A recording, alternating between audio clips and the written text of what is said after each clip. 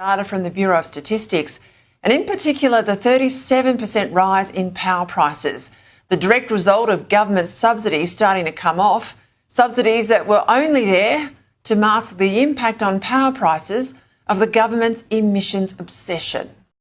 G'day Australia, Chris Bowen is in hot water, and for once it's got nothing to do with renewable energy targets or electricity bills. The Energy Minister, scratch that, the part-time Energy Minister and full-time UN climate negotiation president has found himself at the centre of a political firestorm that's got everyone from Sky News commentators to coalition MPs sharpening their knives. Peta Credlin just went on air and basically said Chris Bowen won't be Energy Minister after the next election. And she didn't say it like a prediction, mate. She said it like a promise.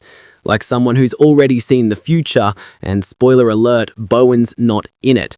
Now, whether you think that's political theatre or prophecy, one thing's certain, the bloke's got more heat on him than a solar panel in the middle of summer, and the opposition is absolutely loving it. Quick favour, if you're digging this, smash that subscribe button and hit the bell icon. Over 90% of you watching haven't subscribed yet. It's completely free, takes 2 seconds, and it genuinely helps us keep bringing you the juicy political drama. Cheers if you did. Now let's dive into why Chris Bowen's having what might be the worst week of his political career. So here's the situation in all its glorious, chaotic detail. Chris Bowen, who's supposed to be Australia's energy minister, you know, the bloke in charge of making sure we've got electricity, that the grid doesn't collapse, and that your power bills don't require a second mortgage, has taken on another job. He's now the president for UN climate negotiations. Yes, you heard that right, he's juggling 2 massive portfolios simultaneously, like some sort of political circus act, except instead of plates, he's spinning the entire Australian energy sector in global climate diplomacy. And predictably, both sides of politics are having a field day with this. The Prime Minister promised the Australian people that we had turned the corner on inflation. Prime Minister, why do Australians have to pay the price for Labor's economic failure? 29 days before Christmas, what does the Prime Minister have to say to struggling mortgage holders facing no rate relief in sight? The coalition has basically declared it's Christmas in November, and they're unwrapping the gift of Chris Bowen's vulnerability every single day in Parliament. Peta Credlin, for those who don't know, is not exactly someone who minces words. The former Chief of Staff to Tony Abbott and current Sky News host has the political instincts of a great white shark detecting blood in the water from kilometres away. When she goes on television and declares that Chris Bowen won't be Energy Minister after the next election, that's not just commentary, that's a political obituary being written in real time. She's essentially saying the bloke's political career in this particular role has an expiration date, and that date is rapidly approaching. Whether she's right or not remains to be seen, but the fact that she feels confident enough to make that call publicly tells you everything about how vulnerable Bowen's position has become. Now, let's unpack what's actually happening here, because this is where it gets really interesting. Credlin pointed out something that's been bubbling under the surface of Australian politics for a while now. The coalition has transformed since they dropped what she calls the net zero straitjacket. For years, the Liberal and National parties were tied up in knots over climate policy. They had moderates who wanted climate action, conservatives who thought the whole thing was nonsense, and everyone in between fighting like cats in a sack. It was political paralysis dressed up as policy debate. They couldn't attack Labor too hard on climate because their own position was messier than a Bunnings car park on a Saturday morning. The cost of living crisis being endured by Australian families is at least in part the Albanese government's fault. Its insistence on the world's fastest renewables rollout, requiring at least 10,000 kilometres of new transmission lines, all of which has to be paid for, is at the heart of the pain in your pocket. But there's a much bigger catastrophe coming, and it's certainly not more extreme weather events, given they've always been a feature in this country: storms, floods, droughts and fires. No, it's the economic catastrophe, the extreme economic events coming if this government gets its way. Because while the PM at last week's G20 meeting in South Africa was claiming that Australia would keep exporting coal and gas, the very fossil fuels the world needs, at the same time as his minister was in South America at that UN Gab Fest, signing Australia up to the total elimination of fossil fuels. But something's shifted recently. The coalition has found its voice, and that voice is saying, we're not playing the net zero game by your rules anymore. This transformation has turned Chris Bowen into a target practice. Suddenly, the opposition has a clear line of attack, and they're using it with the precision of a surgeon and the subtlety of a sledgehammer. Every time Bowen stands up in Parliament, he's facing questions about whether he's focusing on Australian energy needs or global climate negotiations. Is he working for Australian families worried about electricity prices, or is he working for the UN? Can you serve two masters, or does something have to give? These are the questions being thrown at him daily, and they're the kind of questions that don't have easy answers because, let's be honest, the objects are genuinely terrible. Think about it from the average Australian's perspective for a second. You're sitting at home, looking at your electricity bill, which has gone up more than your wages, wondering how you're going to afford heating this winter or cooling this summer. You turn on the news and see Chris Bowen, your energy minister, the bloke who's supposed to be fixing this mess, and he's off at some international climate conference talking about global carbon targets and multilateral agreements. Now, are those things important? Sure, probably. But are they more important than making sure Mrs. Henderson down the street can afford to run her air conditioning when it's 40 degrees outside? That's the perception problem Bowen's facing, and perception in politics is everything. It doesn't matter if he's doing a fantastic job at both roles. If it looks like he's distracted, if it looks like his priorities are elsewhere, then politically he's in trouble. In 2024, we exported $85 billion worth of coal and $67 billion worth of gas, making them, after iron ore, our single biggest exports. Yet there was Chris Bowen declaring that they have to go. Have to go in order to save the planet, he says, with his decision to sign us up to the UN's latest bit of nonsense. It's called the Declaration of the Transition Away from Fossil Fuels. Now, if you ever needed proof that the left hand of this government's got no idea what the right hand is up to, well, there it is.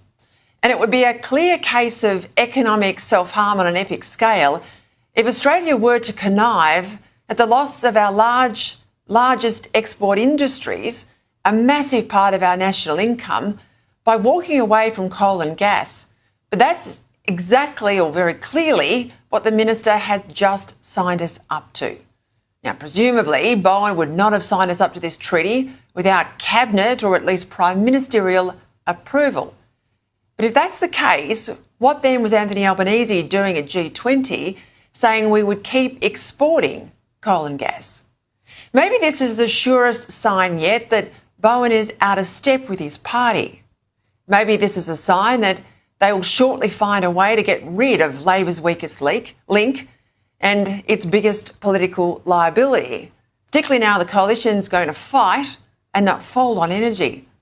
It's interesting to note that after fulsomely backing Bowen on Monday, yesterday the Prime Minister's office told the Australian newspaper that Bowen would not be going, after all, to next year's April climate jamboree in Colombia. And this is a meeting that is set to debate the phase-out of fossil fuels. He was going and he wasn't going. Now, my read is that Bowen's for the high jump bar.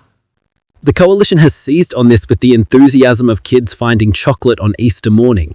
They've made part-time energy minister a catchphrase, a weapon, a constant reminder that Bowen's attention is divided. Every question time, every media appearance, every opportunity they get, they're hammering this point home. And the thing is, it's working. It's a simple message, easy to understand, and it taps into existing frustrations people have about politicians seeming out of touch. Whether it's fair or not is almost beside the point. This is politics, and in politics, the narrative that sticks is the one that gets repeated loudest and longest. But let's be fair to Chris Bowen for a minute, because this isn't entirely black and white. Taking on the UN climate negotiation presidency isn't like volunteering to organise the office Christmas party. It's a significant international role that puts Australia on the global stage. For a country that's often seen as a middle power, having an Australian in a prominent position at international climate negotiations is actually quite a big deal. It gives us influence, a seat at the table where decisions affecting the entire planet are being made.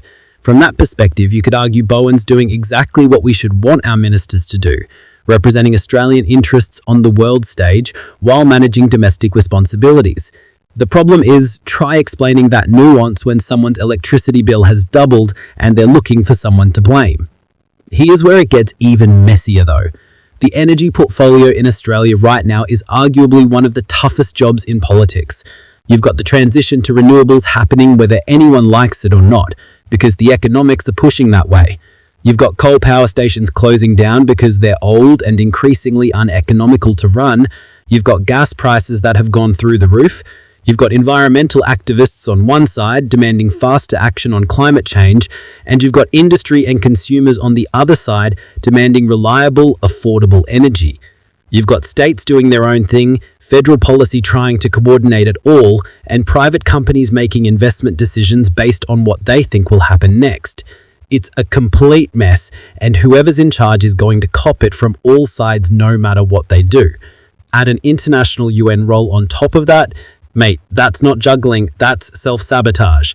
The timing of all this couldn't be worse for Bowen either. We're heading into an election year, the polls are tightening, and energy policy is front and centre of political debate. The coalition has made it clear they're going nuclear, literally with their nuclear energy policy, and they're using that to paint Labor as ideological and out of touch with real Australian concerns. Every day Bowen stands at a UN conference is another day the opposition can ask where's the energy minister when Australian families need him. It's brutal, effective, and it's putting Labor on the defensive. Even if Bowen is managing both roles perfectly well behind the scenes, the politics of it are killing him. Looking ahead, the next few months are going to be absolutely critical for Chris Bowen. He needs to find a way to shift the narrative, to demonstrate that he's focused on Australian concerns, that electricity prices are coming down, that the grid is stable, that the transition is being managed well. He needs wins, visible, tangible wins that he can point to and say, this is what I've delivered for Australians. But that's easier said than done when you're dealing with an energy system that's genuinely complex and problems that don't have quick fixes. You can't just wave a magic wand and make electricity cheaper or renewables more reliable. These things take time, investment, and careful policy work. Unfortunately for Bowen, political timelines and policy timelines don't always align. The coalition, meanwhile, will keep applying pressure because why wouldn't they? They've found a weakness and they're exploiting it mercilessly, which is exactly what opposition parties are supposed to do. Whether their alternative policies are any better is a separate question the voters will have to decide. But right now, in this moment, they've got Labor on the back foot on energy, and they're not going to let up. Expect more questions in Parliament, more critical press releases, more speeches in marginal electorates highlighting Bowen's dual roles and questioning his priorities. This is going to run right up until Election Day. So where does all this leave us?